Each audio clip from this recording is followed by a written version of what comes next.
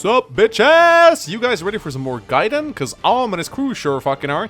Last time we fought the Super Saiyan mercenary, and now we're making our way to try and find that hidden Liberation army base that is somewhere on the map. But standing in our way is a small enemy fort, so let's go fuck these guys up! If you've been watching the Echoes trailer, you may recognize this map as it was one of the first ones they showed off in their videos, and it's actually a pretty good map as far as Gaiden is concerned. The enemy's fortified inside some walls, and they got some range attackers backed up by heal tiles. Some of the soldiers come out to meet us, while the rest remains inside the fort, requiring us to come to them. Luckily, we got Robin, who's doing a pretty fucking good job with his big balls of fire, blasting the enemies at 2 range, and he's backed up by Gray, who provides moral support. These soldiers are also far more bulky than the thieves we've been fighting up until this point. Lands a critical and then follows up with a regular attack, and it's still not enough to bring this fucker down. It's also worth noting that the weapon triangle is absent from this game. It did not get introduced to the series until 2 games later with Genealogy of the Holy War. Come on, Luca, take him down. Fuck, these guys are tanky. Cliff, being the reckless little shit that he is, charges straight into the heart of the enemy fortifications, and even his tankiness is put to the test as he tries to take on 2 soldiers at once, backed up by healing tiles. With Silk being rather low on health and out of position, he can't really rely on healing in there, so I gotta be careful. He's actually getting pretty low here, and I realized that I can't just rush these guys down. They are far too durable for that. You know, I gotta say, I'm becoming more and more a fan of how magic, and especially healing, works in Gaiden. Your cleric's health bar works as a resource for how much fun you can have with spells, and in order to replenish it, you gotta put her into dangerous situations using the very unreliable Nosferatu spell. It actually really makes you think about what kind of spells you want to use, as some of the later ones are very expensive. This will probably be somewhat remedied once I get a second healer on my team, but for now, I'm actually not hating the way Gaiden does spells. In the other Fire Emblem games, you just have to make sure you buy enough staves, and since healing gives you experience to boot, you should always be spamming your units even if they've just taken a single point of damage. It's kinda silly in a way. One of the archers in here actually have a steel bow equipped, and this allows him to attack up to 5 tiles away. This ain't gonna save him against Alm, however, who's had enough of his shit. Yeah, get wrecked, son. Oh, that's right, enemies drop their equipped items in Gaiden. Hey, Gray, get your ass over here, will you? There you go. You might actually be able to... Never mind. All jokes aside, the steel bow is actually a pretty good weapon. It doesn't have any extra hit on it compared to the regular bow, as they both have 70% accuracy, but it does give +3 damage, 2 extra range, at the measly cost of reducing speed by 1. It also allows archers to do effective damage against flyers. That's right, the regular bows that archers come equipped with actually do not do effective damage against Pegasus Knights, which is something to keep in mind. Anyway, after hacking away at the enemy soldiers and taking out the last archer, we clear up the soldiers in the fort, and it's time to head back to the Thief Shrine, as Luca is ready to be promoted to a knight. So that just means we need to backtrack to good old Thief Shrine. Luckily, we cleared out the bandits there, so we can just... No! God, please, no! No! No! No! So yeah, I knew there was grinding in Gaiden, but for them to stick a fucking random encounter in front of a place that I apparently will have to backtrack to quite a lot is just fucking cruel. Fuck you, Gaiden. Ironically, Cliff actually gained a level fighting the thieves, meaning he's ready to promote, which is convenient, I guess. While Luca dons a heavy piece of armor and becomes a knight, Cliff becomes a seasoned, battle-hardened paladin. Yeah, for someone who seemingly left Rum Village a few hours ago dressed as a commoner, he's sure come far. I guess war makes people grow up fast. Well, that and playing on easy mode. Oh, shut the fuck up. So on my way back, I noticed that I'm actually able to go in multiple directions. Wow, I was like this close to missing this. It wasn't apparent to me that you could actually go inside the fort you just cleared. Oh well, cue the Mengs doesn't pay attention comments. I know they're coming, faggots. So inside the fort we find 2 very important things. The first one is the all-powerful bolt sword.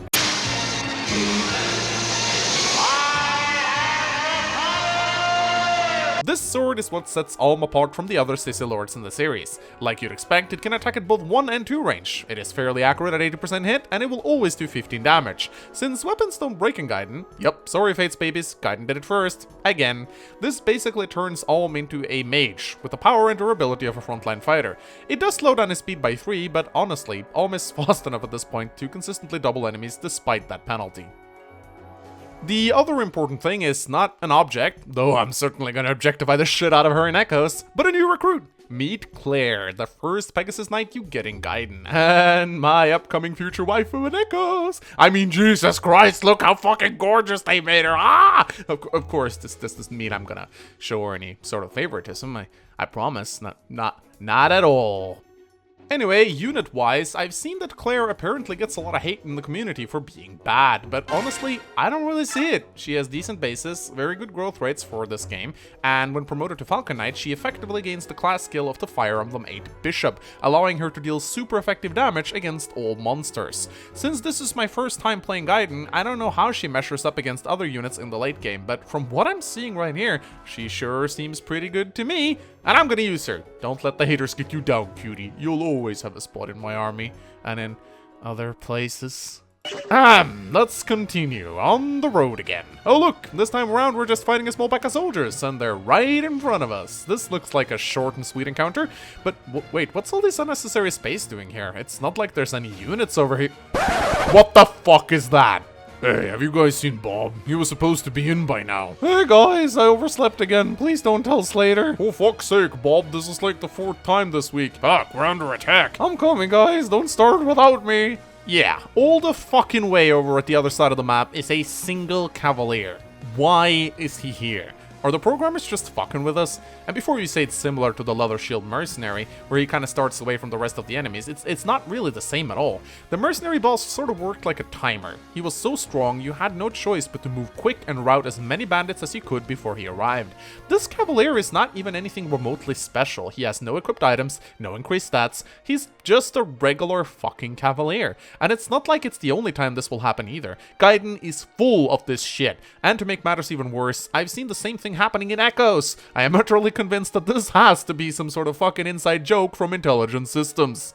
So in this fight, Robin picks up the Excalibur spell, easily one of the best damage dealing spells in the game. With 5 might, 100% hit, 20% crit, and only 1 weight, it is one of the most reliable spells you can have in your arsenal. It costs 3 hit points to cast, but is well worth it, though sadly it is not effective against flyers in this game. But honestly, it doesn't need to be. Excalibur! Excalibur! Excalibur! Now, the reason Excalibur is so good isn't just because of his stats, but because the only way to get magic avoid in Gaiden is via the luck stat, which gives you 1% magic avoid per point. And since enemy luck is at an all-time low in Gaiden, combined with the fact that magic ignores terrain effects, Excalibur is pretty much a guaranteed hit against most units. And in Fire Emblem, the value of having something be 100% is extremely good, especially since the older Fire Emblem games runs with single RNG.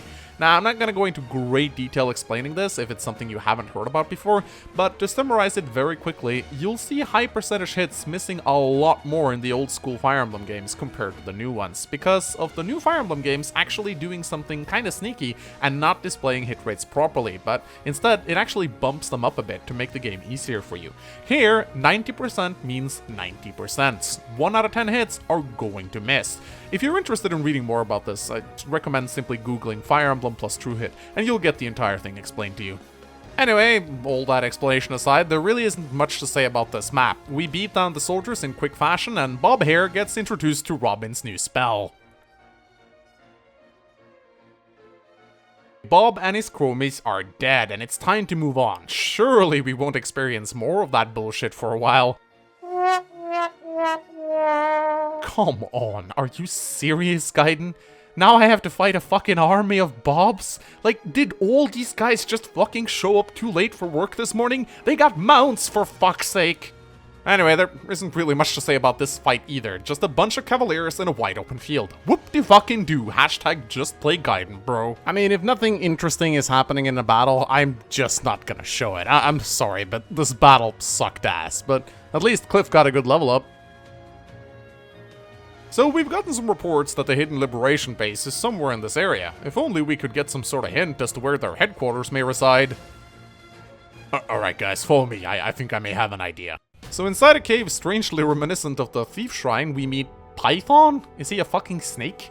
Anyway, he tells us that we may go inside, but that we have to be careful because demons have been about? Inside their hidden base? What kind of a fucking shit base is this? Oh. Well, seems like you Liberation guys have a bit of an undead infestation going on inside your headquarters. Like, seriously, how did they fucking even get in here? Hey, Python, did you forget to close the fucking back door? The zombies managed to get in again. Ah, fuck! So yeah, welcome to Monsters. Oh, that's cute. I bet you thought that was a thing Sacred Stones did first as well. Notice a trend here? Gaiden did it first. Gaiden always did it first. They're not very exciting to fight, all things considered. The zombies have like the slowest fucking animation in the whole fucking world.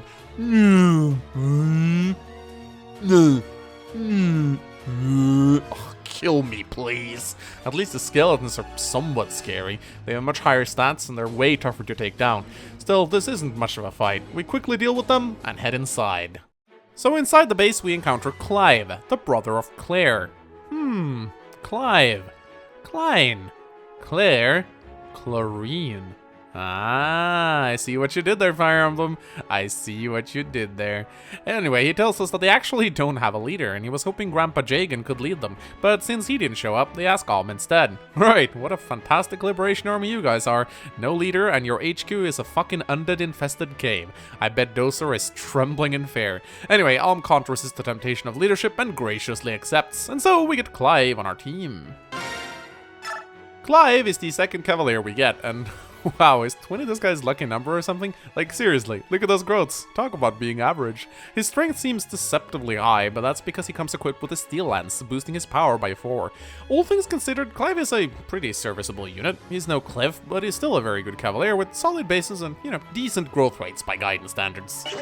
Anyway, we also meet Force over here. That's a name. He tells us that General Bulldozer has requested aid from Rigel up north, something Alm says can't be possible since apparently some sort of divine pact keeps Sophia and Rigel from warring. But apparently their deity, Lady Mila, has left them. Whatever that means. Is she like an actual person, or has she like metaphorically stopped answering their prayers? Anyway, because of that, there's nothing stopping Rigel from plowing into Sophia. And this deity incident is also why so much other shit has been going on, like those undead things we just fought.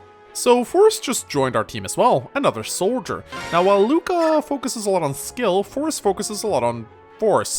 So yeah, this guy's main selling point is his high 40% attack growth, which is pretty much his only upside, as his other growths are rather lackluster. Not much else to say about this guy really. I sure hope we won't be forced to deploy him. Okay, I'll stop now. So here's another one of those promotion statues. Man, this really is Thief Shrine 2.0. We have another promotion available. Gray, who has been performing so wonderfully well, hitting absolutely nothing, has apparently been deemed worthy of a promotion. So this is another anomaly caused by Mila's disappearance, right? Promotion is going out to people who absolutely do not deserve them. Well, either way, Gray's a sniper now. Maybe this means he can finally hit something? It's time for another pair of stat booster statues. This time around we have to pick between defense and power. I was on defense on this one for a little while, weighing the upside of defense versus offense, but then I came to the conclusion that killing enemies faster also means I'll finish Gaiden faster, and maybe I won't kill myself before finishing this LP. So I decided to completely impartially give the power boost to the character I felt needed it the most. Definitely no favoritism here, at all.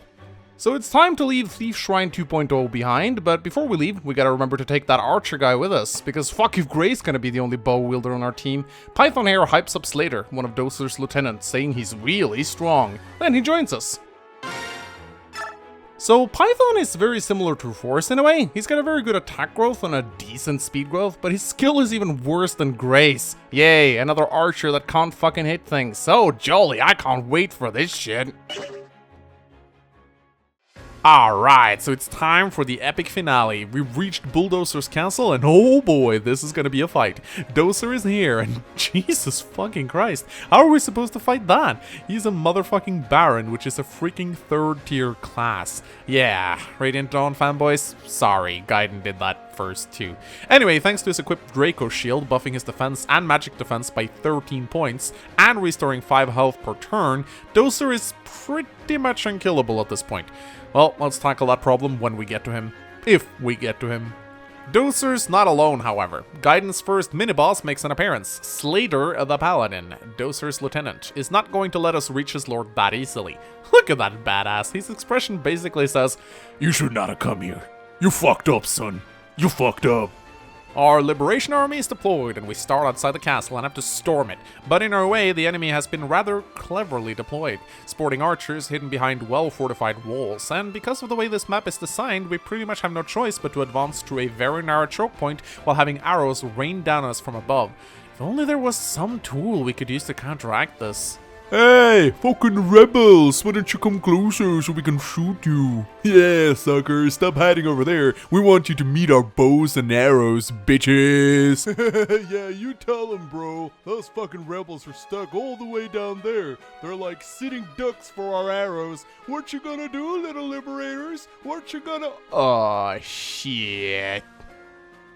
So using Warp, the new spell Silk just picked up, I can teleport any units anywhere on the fucking map. While it's really expensive at 7 hit points, it's kinda neat to have Warp at this point of the game, especially considering it usually comes in the form of very expensive Warp staves, often not available until the mid to late game. It's a powerful spell, and I'm gonna abuse the shit out of it. Holy shit, look at Gray's new bow. That's some fucking high-tech green arrow shit right there. Man, snipers look so cool in this game. I can't wait to rain down arrows over the enemy with— oh, come on! So Cliff does what Cliff always do, which is recklessly charging into enemy lines. He also got the leather shield now, so he's virtually a tank, as in a modern-day freaking armored vehicle. These Cavaliers ain't got shit on him. However, it seems like I overextended, because unlike most bosses in Fire Emblem, Slater moves from his position and charges in to engage the fellow paladin. This is it. This guy has been hyped up a lot. He's probably like fucking crazy strong. That's kind of disappointing. Upon Slater dying, Bulldozer decides to leave. Fuck this shit, I'm out. Fuck this shit, I'm out. No thanks. Don't mind me. I'ma just grab my stuff and leave. Excuse me, please. With both Slater and Bulldozer gone, the rest of the Cavaliers desperately try to retreat back to the safety of the inner walls and the heal tiles. Wow, these guys are fucking cowards. I almost feel bad about killing them at this point. Almost. Inside the fort, we also encounter a Dark Mage, wielding a spell called Dora. It's kinda like a dark version of the Fire spell. It's fairly accurate at 80%, does quite a lot of damage, but also weighs a lot, meaning these guys are very easy to double. We clean up the rest of the enemy forces with relative ease, and boom, we did it, boys. We liberated the castle. We're fucking heroes. Inside the castle, we learned that Bulldozer has retreated to a fort in the western forests. Apparently, he murdered everyone in the royal family, including a mystical princess that Om's grandpa was taking care of. We also find some loot. Here, take this knight? That's fine, we already got one. Oh, you mean an actual weapon. Yeah, basically this is a Knight Slayer, a lance that is effective against knights, paladins, and gold knights. As always, I'm going to give this valuable item to whoever needs it the most without showing any favoritism at all. There's another chest here too, but it's already open. Apparently it used to contain the Royal Sword, which Bulldozer took with him when he fled. Apparently, no normal people can use it. I honestly never got this whole only the chosen one can wield this weapon bullshit Fire Emblem always spouts. Theoretically speaking, what actually happens if anyone but the chosen one picks up the sword? Does it hurt them or something? What stops a regular ass peasant from picking up the falchion and trying to kill Medius with it? Does it like stop being sharp? I don't know, I guess it's just one of those things we aren't supposed to question. We also get to hear more about this Regalian army that Force mentioned. They're on their way and they'll fuck shit up when they arrive, but hey, that's a problem for future Liberation Army. Let's keep exploring this keep. Also, we get some more exposition. Apparently, Bulldozer did not only kill all the children at the castle, but he blamed the entire crime on Daddy Jagan. Well, that explains why the old fuck was not very keen on joining the Liberation Army. Poor guy. So we've talked to everyone here, so let's head upstairs and take a look at who's standing over there. It's apparently just another generic— What the actual fuck? What are you doing here?